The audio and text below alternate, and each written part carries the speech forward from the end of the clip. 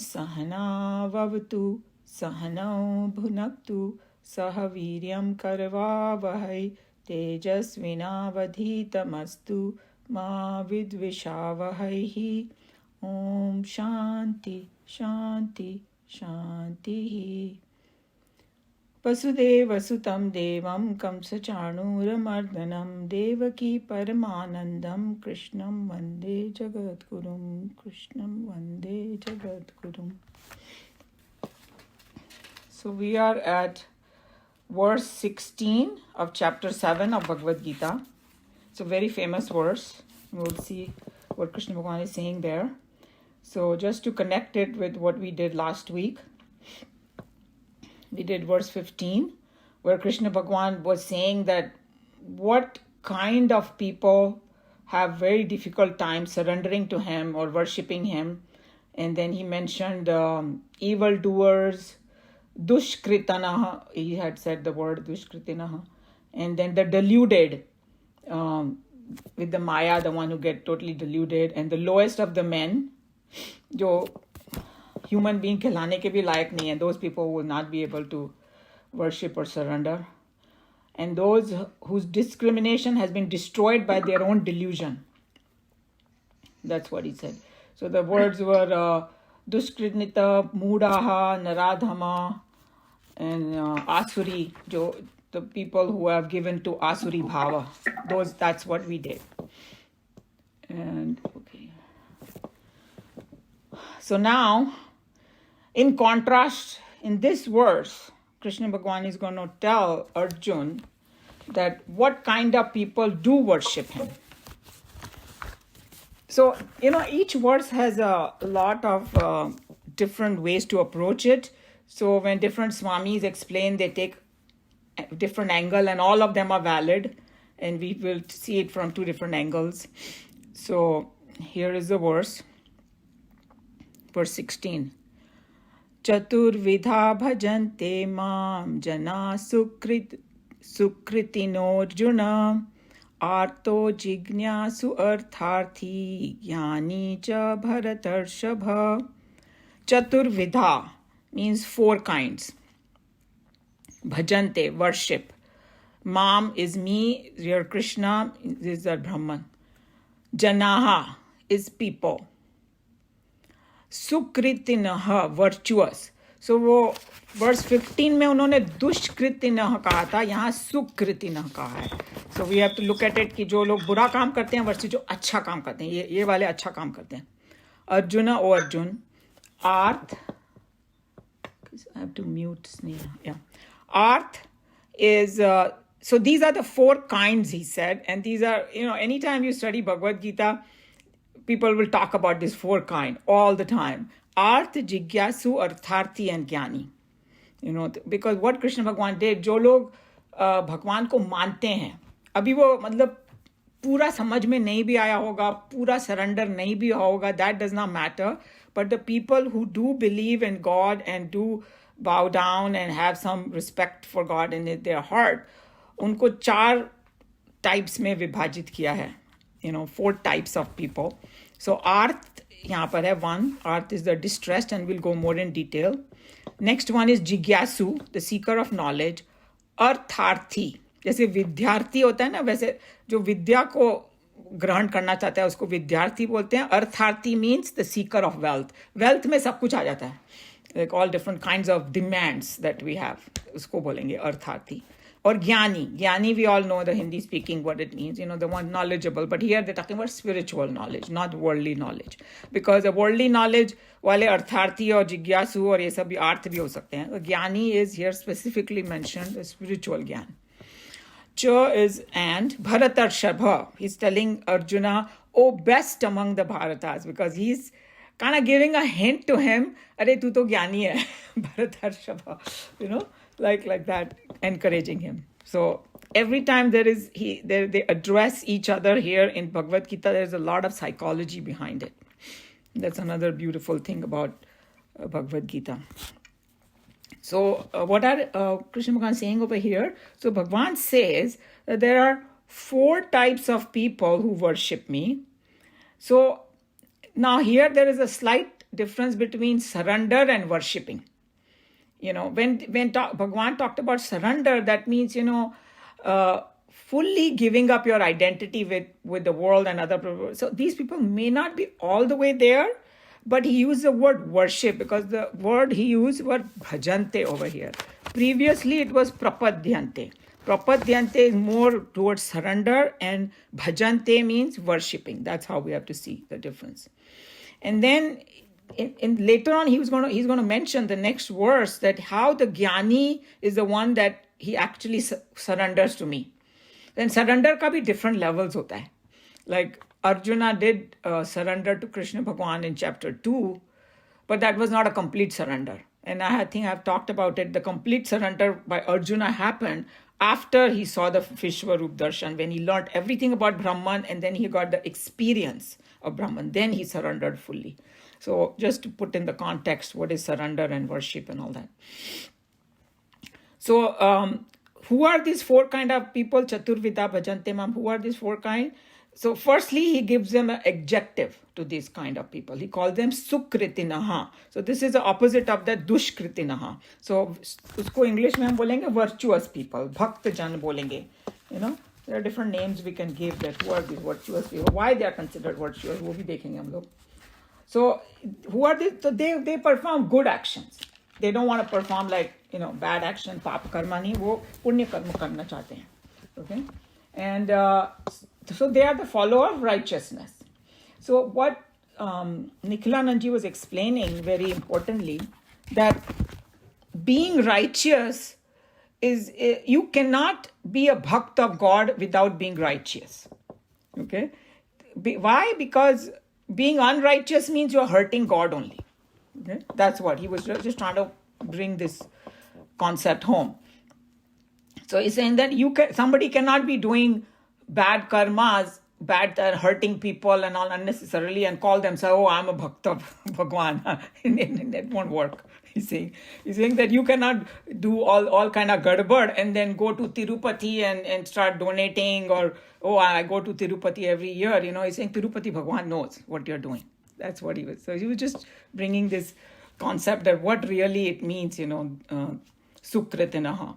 So why? Because he's saying that if I'm unkind to people, unnecessarily unrighteous and all that, then that means I'm unkind to God only. Why? Because we have learned that God is everywhere and is in everyone. So he's saying that people who kind of do bad karma and they say, oh, I do puja and I do this. He's saying it's like doing a namaskar to Bhagwan and then kicking some at the same time. It cannot work. Okay, you're offering flower and first you're kicking the person and then you are giving him flower and nariyal. That's not going to work. The person is not going to take it. So that's what he's saying, that God is one. So that's why it's not possible. So looking at this word from another angle, sukritinaha, is that the first step of bhakti is to become a good person. And another point he was trying to bring is that there is some Sanskrit saying, he said it in Sanskrit, so I'm not going to say that in Sanskrit, but what it meant was that if you worship somebody, then you want to become like that person. For example, hey, I worship Shiva or Krishna, I worship Shiva. I want to take all his gunas and try to imitate that guna. That's what it means, this word, if you go more deep into it. So you want to develop the same qualities. And that is the greatest way of saying that I worship you, I love you, I admire you, is to take that person's quality and become like that. And he just gave a very simple example. How teenagers, they idealize some rock star or film star or sports figure and they put that poster in their room. And then they want to start dressing like them and they start speaking and imitating that person.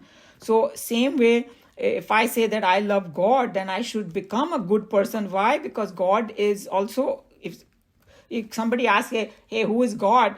He has all these qualities. That's why we call him God, is because he's good, kind, compassionate, forgiving, friendly, free from all pride, and, he's humble. And those are the things I want to bring in my life. So that's the first step in becoming, sukritinaha.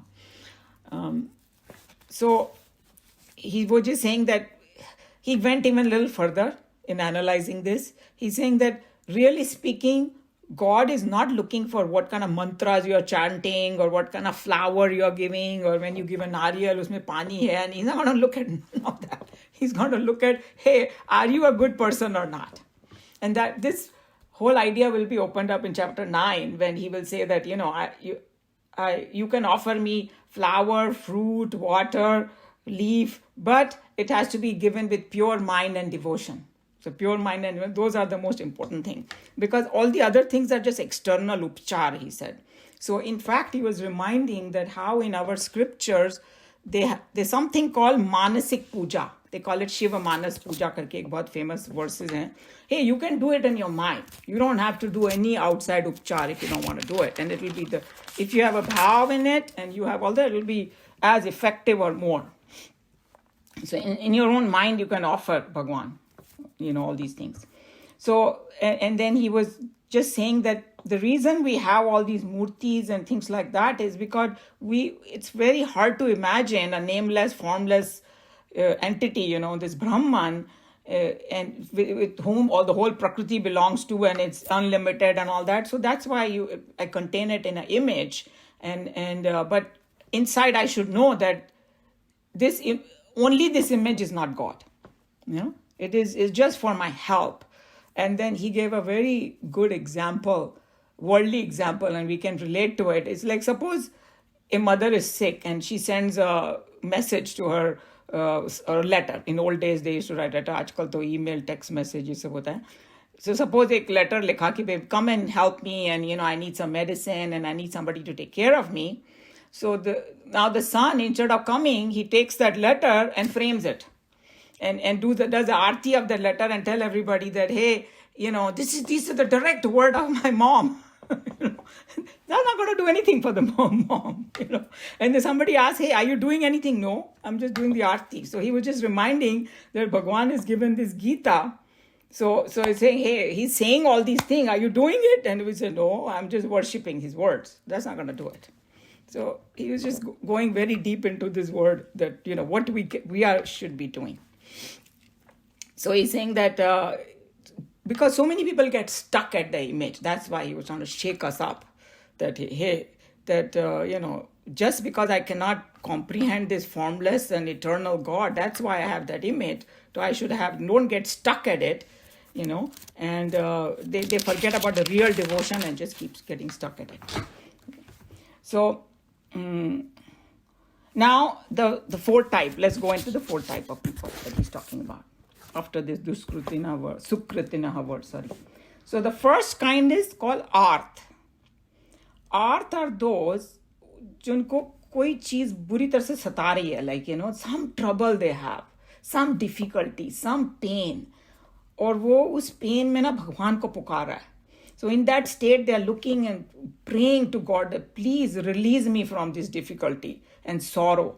So these Arth people worship God to remove the sorrow. And remember, ये चारों को भगवान ने सुकृतिनः कहा है, because they are seeing God, they are acknowledging, they are bowing down, and they are asking for help.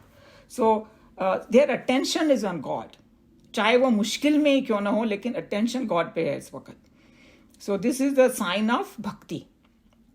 And इसको भी भजन कहा गया है. Okay? So why? Because we are praying to him. Why? Because we think he's great. He can help us, strong, powerful, and he can remove my sorrows. So these are the people. Arth. So if you say, what are the examples of Arth? Best example is Draupadi.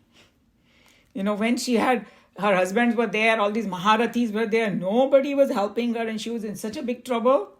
वो Arth बन के उसने भगवान को याद किया, okay? And the other example could be even Buddha. Buddha ko, like, all the luxuries were with him, everything, but he felt something was missing. He felt so much pain to see all these sad things around around his kingdom, the sick people, dying people, and old people, whatever. So he's Arth. He's like, hey, please remove this pain of mine. So this kind is called Arth. The next, Bhagwan said, Jigyasu. So what a Jigyasu is, जिसमें जिज्ञासा जानने की कि भगवान कौन है. So desire to know the essence of Bhagwan is they're called jigyasu. So they have a great desire to know all the questions they have in their mind. Hey, who is God? Where is God? What is God? How is God? What is his nature? How can I know him? How can I experience him? सारे सवाल जिनके मन में उठते हैं वो है जिज्ञासु. Desire to know, they also approach God. Hey, please explain who you are. Okay, so a lot of in our group we can call us jigyasus. We're trying to understand Bhagwan from this Bhagavad Gita. So that's the number 2. Then is this artharthi, seekers of wealth, position, name, fame. Everything comes under that. I want to become famous. I want a lot of money. I want this position. I want this power. So फिर जाके वो मंदिर में प्रार्थना करेंगे and all that. So they worship because they want something in return. They are the artharthi.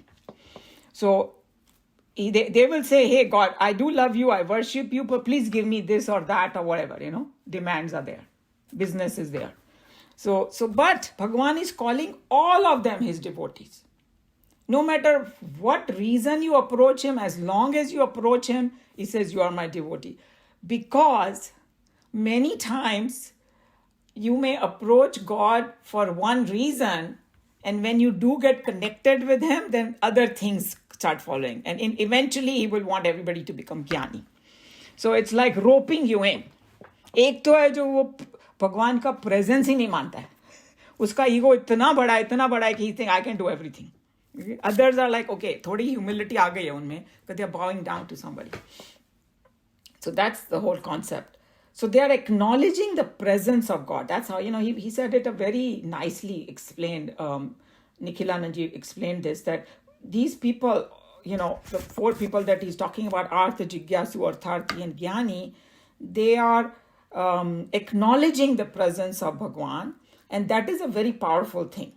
He's saying that, and that's why out of his kindness, he said, out of Bhagwan's kindness, he's calling these people my devotee. And he's saying that mainly दुनिया में ना अर्थ और अर्थार्थी ज़्यादा होते हैं. People who are, oh, give me this, give me that, or oh, I'm in this trouble. So, and then we have this famous, everybody knows, every North Indian knows this doha, dukh mein sumiran sab kare, sukh mein kare na koi, right? तो दुख वाले जो दुख में करते हैं वो है आर्थ लोग, जो सुख में सुमिरन करे दुख काहे का होगा, वो ज्ञानी बन जाता है. Okay, so he's saying that he was just reminding because Nikhilananji is in India and all of us can relate to this. He's saying examination के टाइम पे ना खूब भीड़ होएगी मंदिर में. जब एग्जामिनेशन शुरू होने वाले होंगे या रिजल्ट आने वाला होगा तो भी सब नारियल लेके खड़े हो जाते हैं, because अर्थार्थी. Okay, I want something. So he's saying that जो 4th kind है ना ज्ञानी. Now let's come to the ज्ञानी one. Very interesting kind. So this is they know who God is, after doing all the satsang and all. Some people, they are born that way, that they have connection with God right from the childhood. So those who know his essence, understand it kind of. So these are the people, ज्ञानी, यहाँ पर जिस ज्ञानी को mention किया गया है, उनको भी experience नहीं हुआ है. Okay, so they are at that little stage where they have not merged with God yet. But so they are still kind of limited, being they are doing the sadhana, but they do understand the nature of God. Who is God? And knowing this nature, they worship him. Because he was compared to Jnani, if you see Arth and Jignasu, Arth, Jignasu and Artharthi, they may be still not completely know the nature of God.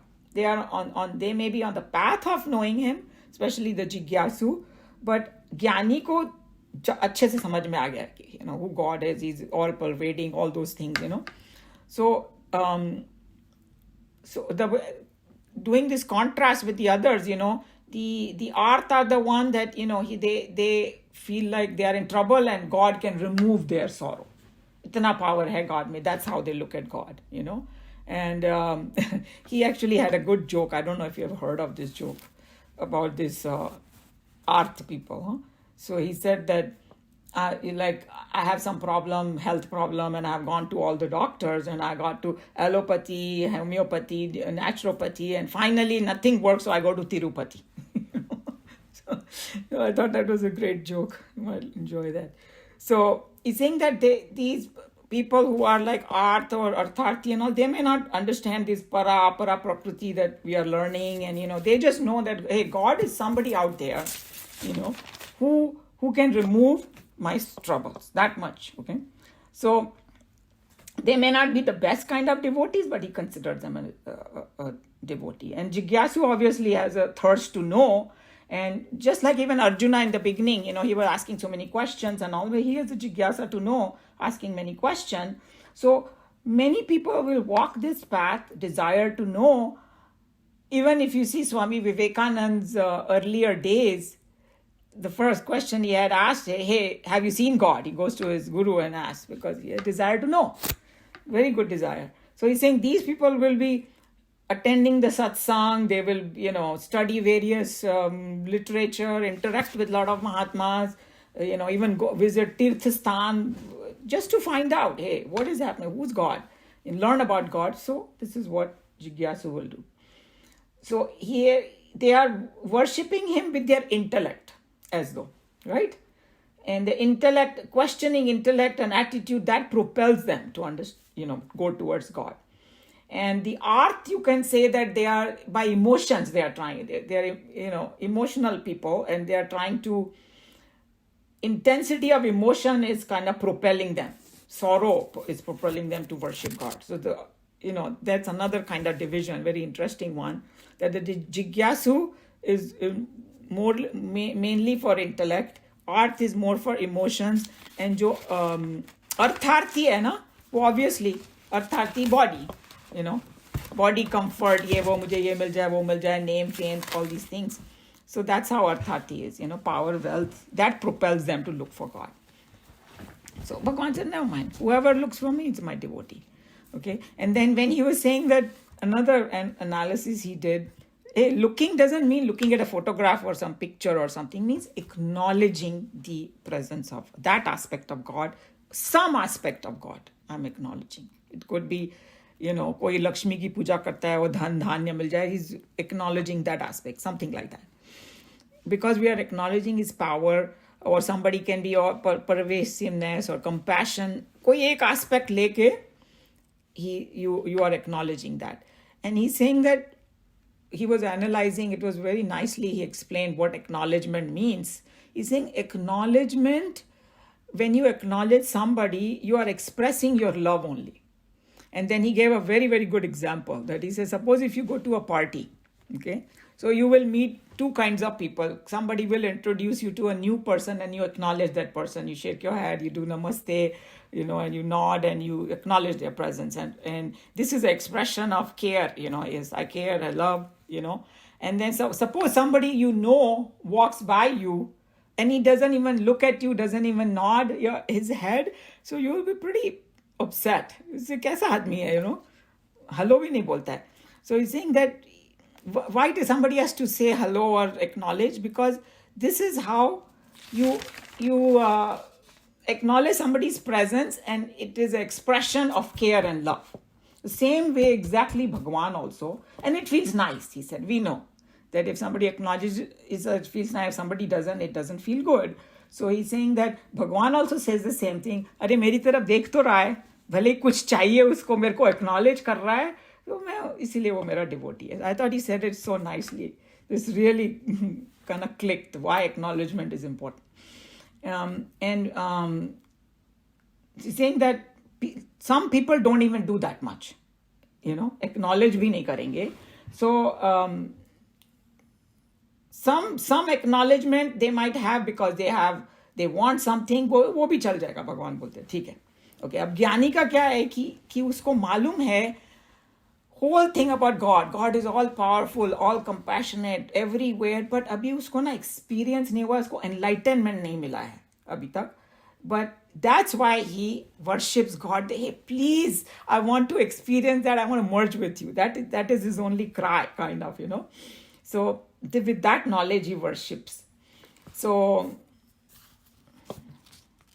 he may be doing different sadhanas to go further into this experience. And he's saying that last part.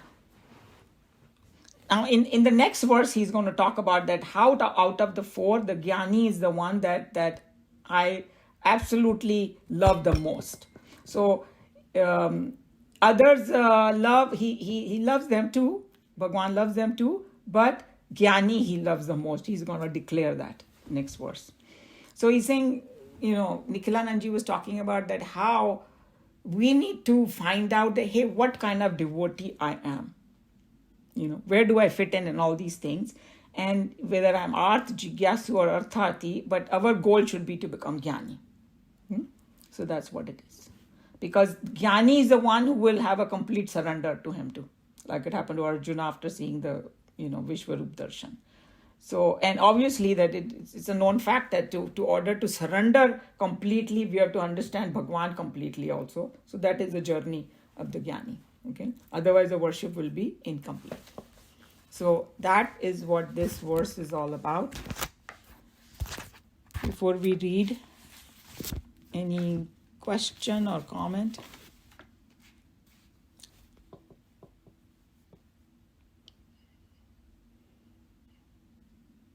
Everybody okay with the way Bhagwan explained?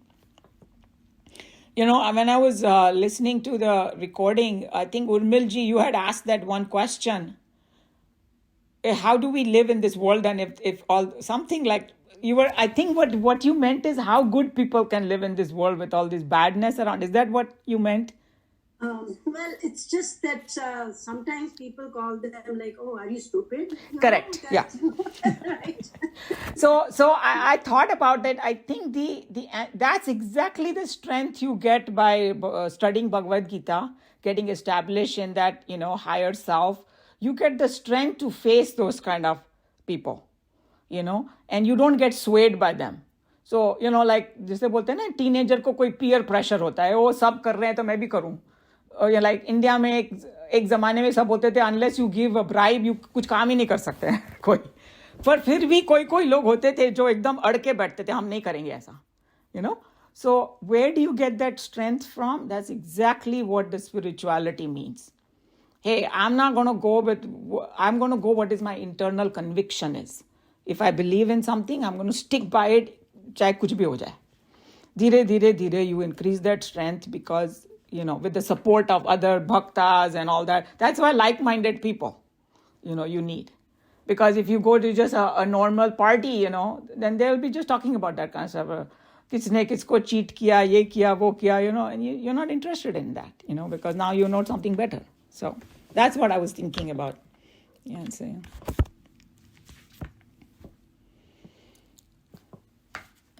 Any volunteers to read? I just have one question. Yeah, Induji. Yeah, yes, Umaji. Which one is a better devotee? Artho, Jigyasu, Arthati, or Jnani? Or are they all same? Okay. No. So that's exactly what भगवान ने 4 भागों में divide कर दिया. फिर उन्होंने सिर्फ एक बात बोली. And that will give you all the answer. That ज्ञानी मुझे सबसे ज्यादा प्रिय है. वो नेक्स्ट वर्स में बोलेंगे, 17 में बोलेंगे. That was the whole 17 verses है. तो चाहे हम आर्थ हों, चाहे जिज्ञासु हों, चाहे अर्थार्थी हों, हमारा गोल होना चाहिए ज्ञानी बनना. बिकॉज बोलते हैं ना कि sometimes it happens in this mandir, you hear the story in Hare Krishna mandir over here I go. So sometimes some devotees will say, you wonder how did they get connected, because some of them are young and they gave their whole life now to become their, brahmacharis. So they said, first I came here just for food. Food was so tasty. So I just came. And they will never say no. Yes, come, eat for the food. This is prasad. And after, they prasad khaya, तो फिर उसको थोड़ा embarrassment होता है कि मैं यहाँ पर प्रसाद खा रहा हूँ, थोड़ी बातें भी सुन लेता हूँ. So he sits there and then he listens. And then say, हाँ, इसमें दम है कुछ, Then he gets curious, then he gets the Geeta, then he studies, and then before you know it, he's already on the path. Yeah, or sometimes, like people go to some mandirs and all that. मेरे को कुछ मांगना है, कोई बोलता है चलो वहाँ जाके मत्था टेको तो ये हो जाएगा, वो हो जाएगा. You go there. and then maybe you meet somebody there, or you see, the science behind that temple, or something fascinates you, and somebody hands you a book and you read and see. So it's like, okay, even if you start with something, you can reach the end and become jnani. So that's the answer, that whether it जिज्ञासु अर्थार्थी और आर्थ वो एक ही category में डाले, but ज्ञानी को ही खाली उन्होंने दूसरे कैटेगरी में डाला कि I love him. So that gives you a hint that no matter who you are, and it's totally fine, because even these people, the reason he called them sukritinaha, because वो लोग में humility है उतनी कि वो झुकने को तैयार है. I remember there was one lady I met who said, मैं तो कभी किसी के आगे नहीं झुकती. I never, there are people like that too. So इनमें कम से कम उतनी humility है कि कोई, somebody is bigger than me. Okay? So that will take them to the next step. But अगर इतना भी नहीं हो तो फिर वो यहीं इधर ही पड़े रहेंगे एक तरफ. And then you will see when we come to chapter 16 about, आसुरी संपत्ति and देवी संपत्ति के बारे में जो हम लोग देखेंगे, तो उनमें भगवान डिस्क्राइब करेंगे कि the people who don't believe in anything higher, वो लोग का कैसा कैरेक्टर होता है, उन लोगों को कैसा अभिमान होता है, मैं ये करूंगा, मैं ये कर लूंगा, मैं राजा बन जाऊंगा, फलाना ढिकड़ा, I will become CEO of a company. All that is great, but in the end they just fall flat, because in the world you can put a lot of effort, but you never get the same gain back. See, because in the end, old age, death and all is coming to everybody. No matter how much big empire you do, you got to drop everything, right? So you will never get that satisfaction, and you will say, oh, maine to itna kiya, nobody even acknowledged me, and things like that. There a lot of chances of getting depressed and things like that. But एक जो ज्ञानी और भक्त होएगा ना, वो बोलेगा, hey, I'm doing God's work. What results he gives, that's up to him. At least I'm getting my peace and satisfaction and happiness. So how the gain is totally different of two people. What they look at gain versus, the people who don't believe in higher versus the believe. All that contrast will be there, So that's how we have to see the whole picture of this. Thank you. Any other? Okay. So, sorry. Can I comment on something? Yeah, of course, Joe. Yeah. So all these expression or the four things she said are natural progression. So no matter where you are, once you let go, you'll move through these and reach the upper level. Yes, And absolutely. you'll reach the level of your incompetence. That's the way the management works. Like, as capable you are in this life, you'll reach there. And then next life, you'll continue from there. So, Yeah. so no matter where you are, if you just let go, then you'll reach there. That's what I wanted to say. No, very nicely put. Yeah. Okay. Anilji, I guess I'm going to catch you to read because nobody else volunteered. All right. Four kinds of virtuous people worship me, O Arjun. The distressed, the seeker of systemized knowledge, the seeker of wealth, and the wise, O best among the Bhartas. Since the self is the source of all existence and energy, all other apparent activities that are seen at the level of matter must all come from the same motive force. Every part of a railway engine is made up of cold iron, and if the engine can run forward, carrying along with it a trainload of passengers and goods, there must be something other than iron that is giving it the power to move. Similarly, egocentric, deluded men, considering themselves to be their body or mind or intellect, act in the world outside. They do come to express a kind of seeming dynamism through their matter vestures.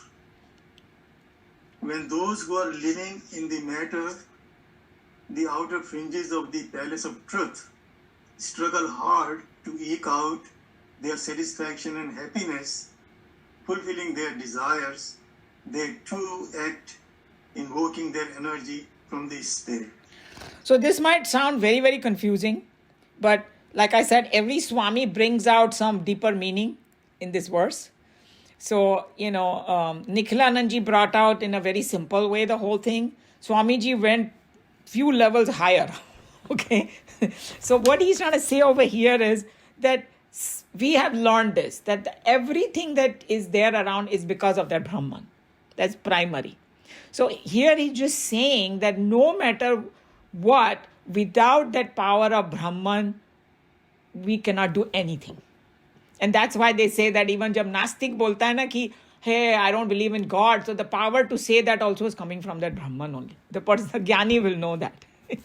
That's basically saying that no matter who approaches him, just think of it that everything is coming from Brahman. That is the sar of this whole paragraph. Okay.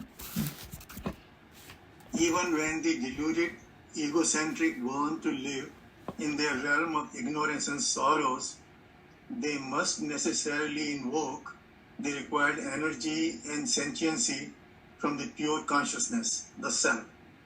Whether they seek their consolations in moments of distress, or whether they were mere seekers of satisfaction for the demands of the body, for the urges of the mind, for the questions of the intellect, or whether they be mere men of desires striving hard to fulfill their desires or to satisfy their emotions, they all need the energy to function, the capacity to feel, and the ability to act.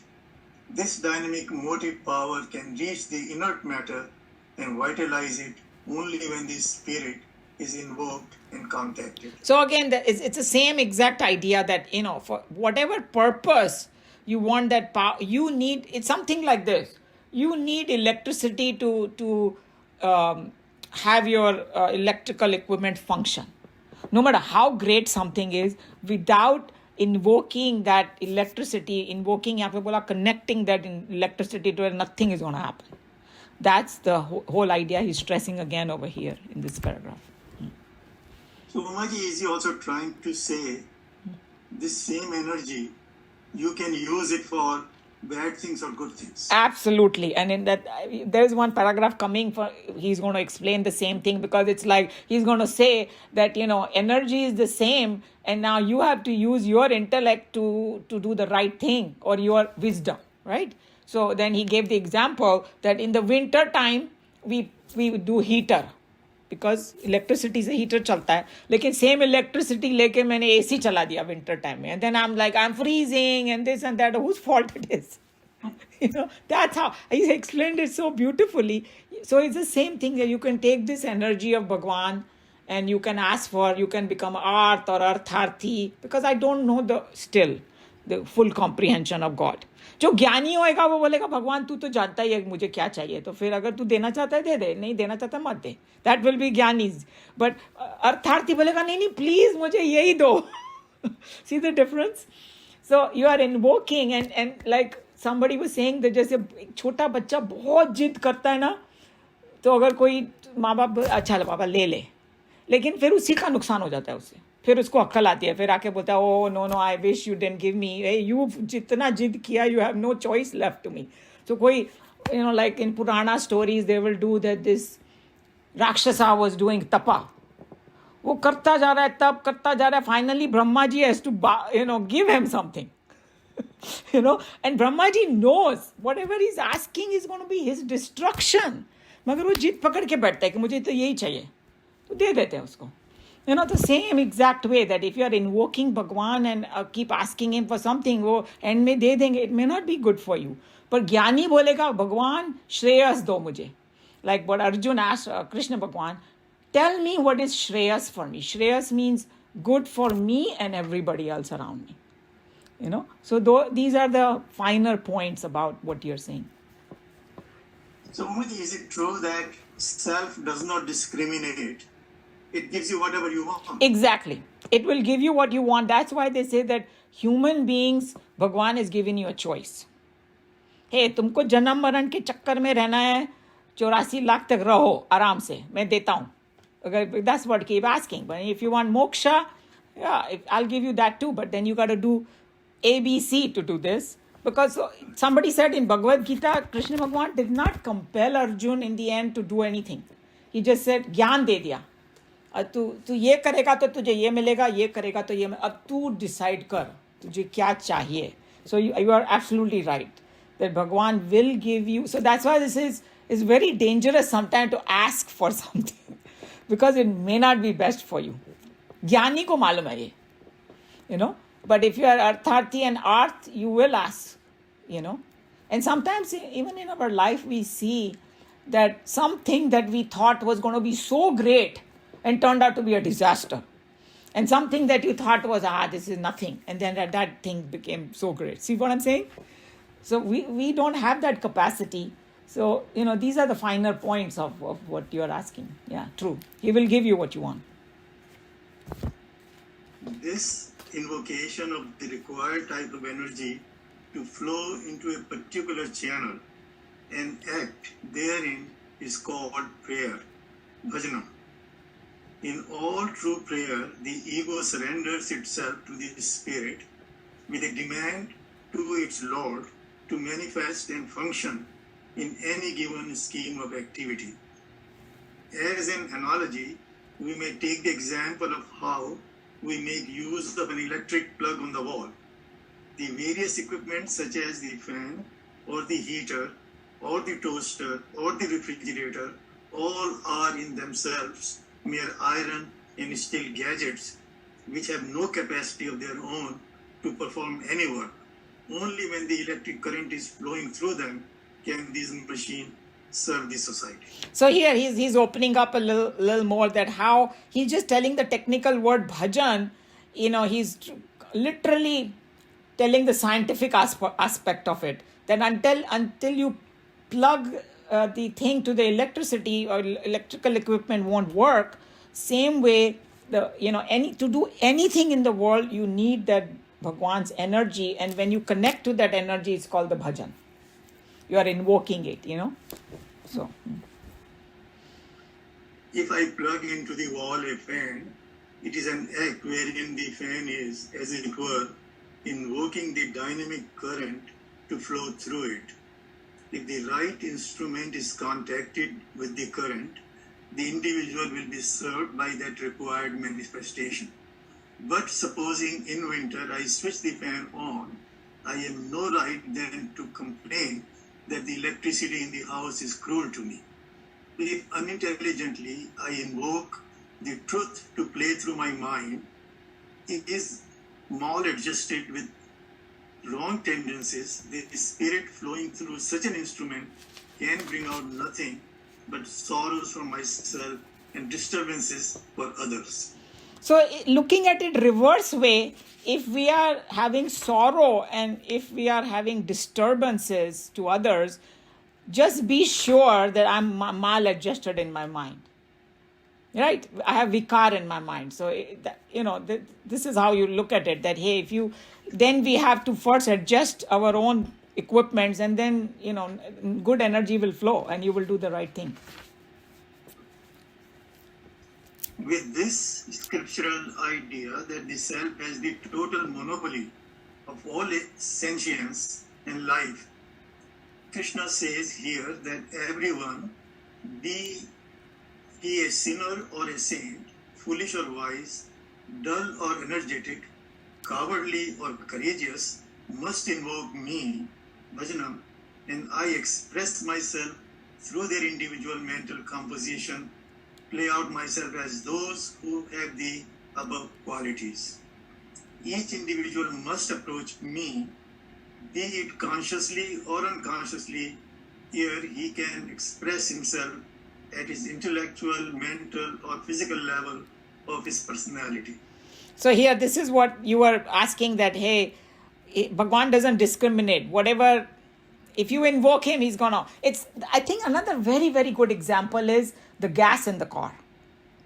The gas in the car is there, and the moment you start the car and push the pedal, it's gonna take you.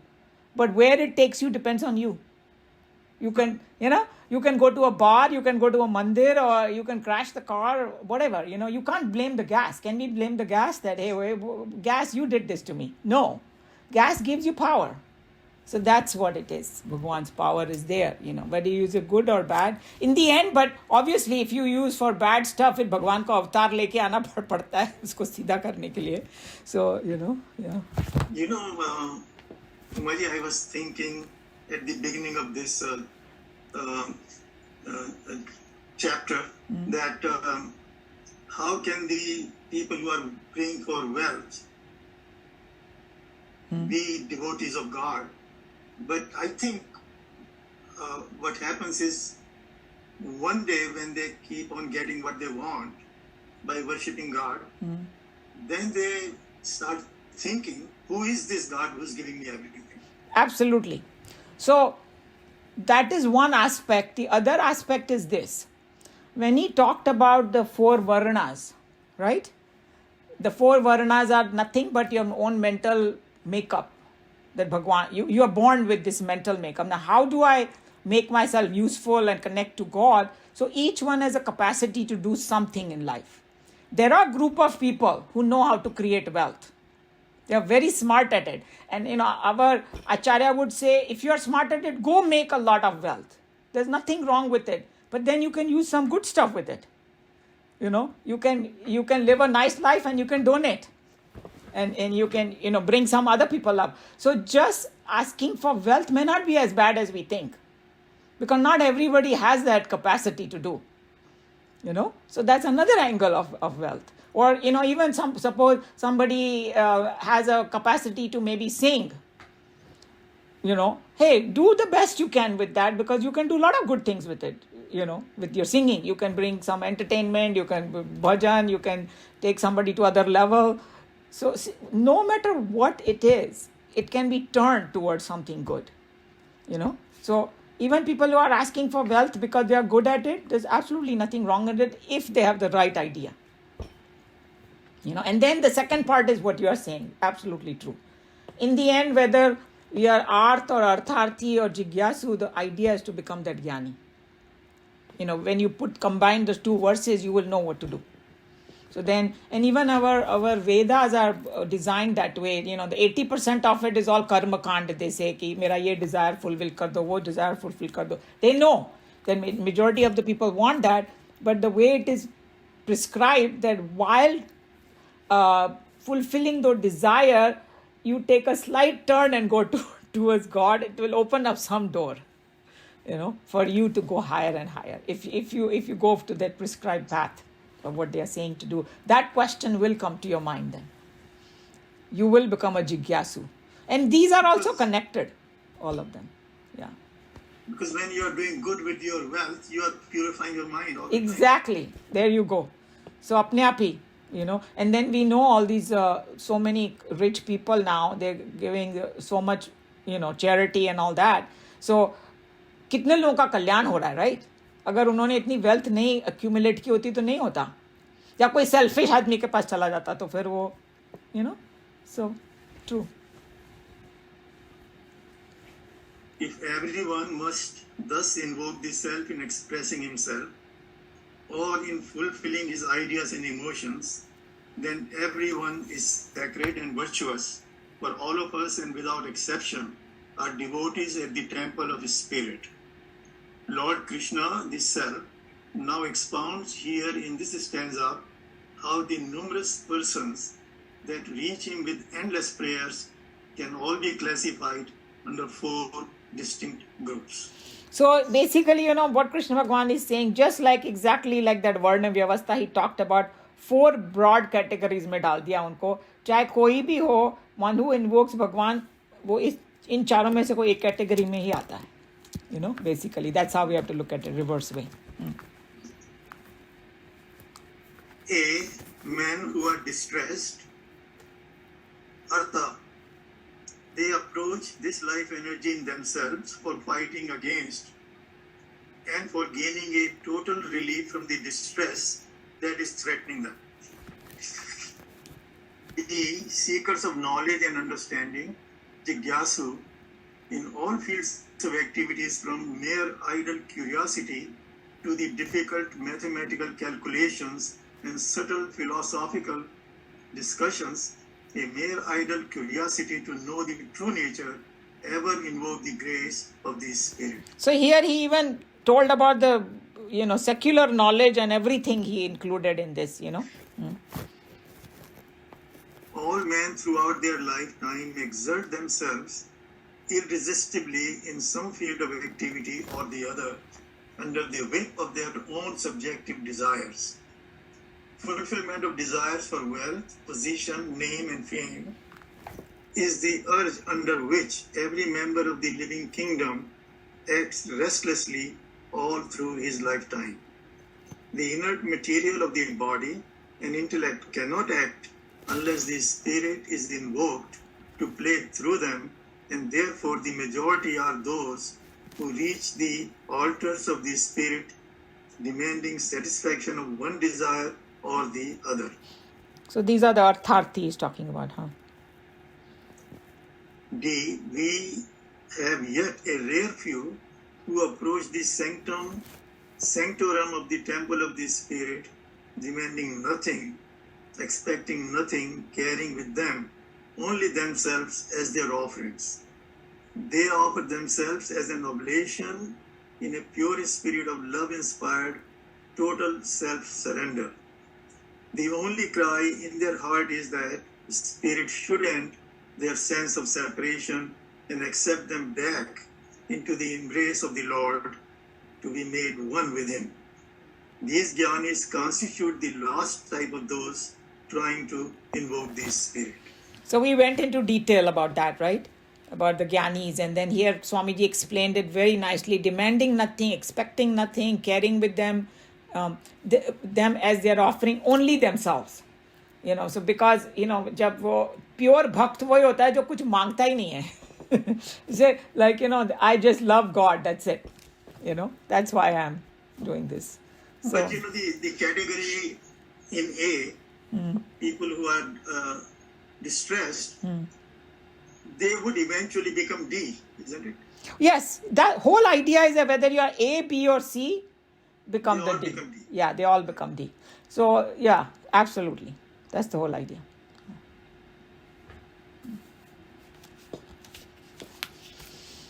Well, there is a lot of confusion about worshipping with form or worshipping formless. And I think worshipping with form does something for you. It helps you concentrate your mind. Otherwise, mind goes in all directions. Absolutely. So now you're focused on one thing. And once you start worshipping some God with form, eventually you will forget the form and move into formless worshiping. So you said it absolutely correct, and all that, Bhagavad Gita, that's why I love it so much. It has answered all the questions, and that one is going to answer in chapter 12. So अभी थोड़ा time है, मगर जो आपने जो सार बोला वही है. भगवान अर्जुन ने भी यही पूछा कि आपने मुझे विश्व रूप दर्शन दिखा दिया, इसमें तो आप ही सभी हो, सो अब मैं क्या करूं? What kind of, how should I worship you? Should I worship you with form or without form? Can you tell me which one is better? And Krishna Bhagavan did not answer him. Very trick question. And the answer was actually whatever helps you, that's what is good for you, wherever your mind gets absorbed. That's why there is so much variety of puja and sadhana and all that. Some people love the vigraha of God. For them, that is the way path. Other people say, nee, all these crowding and murti, they give me disturb hota hai mera mind. I want to just sit down, close my eyes and think. In my mind, I want to think. So that's also good. There's nothing wrong. Some people just do Om. I don't want any murti at all. I just want symbol of Om. Okay, fine. But the truth is that no matter who we are, we do need some symbol. It's a human nature. As long as we have once we cross the mind, we go in that gunatit state, yes, you won't need anything. Until then, no matter what anybody says. In fact, people say कि जो दूसरे religion होते हैं ना, वो मूर्ति पूजा के कितने खिलाफ हैं, right? Even Muslims, वो तो एकदम लोगों को पता नहीं क्या काफिर बोलेंगे, ये बोलेंगे, मूर्ति पूजा वालों को लोग बिल्कुल पसंद नहीं करते हैं. लेकिन जब वो लोग नमाज करते हैं तो सिंबॉलिक है कि नहीं, सीधा वो उस तरफ, आई थिंक जहाँ पर वो काबा वगैरह है वहाँ पर वो लोग सिंबल हो गया कि नहीं. If you think God is everywhere, then why are you bowing down on one side? See what I'm saying? Christians, cross के बिना तो उनका काम ही नहीं है. क्रॉस क्या है, सिंबल हो गया कि नहीं? See that how it is. So what you said, and Krishna Bhagwan actually admitted in chapter 12, he told Arjun that the without symbol is very difficult. That's a very difficult path, you know. So symbol is a very, very powerful tool, you know. And once the Jnani also may even continue to use the symbol. It's like Ramakrishna Paramhans. He was a complete Jnani, but उन्होंने काली की उपासना नहीं छोड़ी because he just loved it. Even though he knew that Kali is just a symbol of the entire thing. It's not just, you know, in the murti, but that's what it is, you know. So lot of deep thinking is required on the point that you said, you know. Yeah. Somewhere in Geeta, I read one time, Umaji, he says that these rishis munis do not worship me, but they don't know that I am their adhikaran. In other words, he's the one who's providing them that knowledge. I mean, obviously, that if somebody is at the highest level, he already knows. But, you know, people who are on the path, they have not reached there, they might think, and whatever we are studying in Upanishad and all that is so clearly mentioned that any talent anybody has, any kind of skill anybody has, where it's coming from. Yeah. It's coming from there only. So, you know, first it's Mahan Atma and then it is individual. So, and some people who invoke God to get some new talent, उनको भी मिल जाता है. You know, sometimes you have heard कि late bloomers होते हैं. अरे मेरे को तो पता ही नहीं था कि मेरे में ये टैलेंट है. वो 50, 60, 70 के बाद उनका टैलेंट बाहर आता है. You know, कोई connection हो गया, you know. Like Kamala ji is not here today. Suddenly she joined that kavita. Now she writes one kavita a day, I think. She shares so many kavitas over there, very nice ones.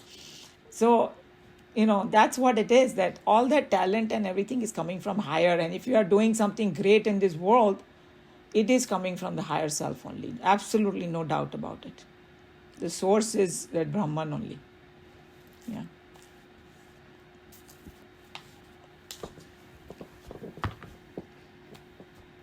Okay. Any other question, comment?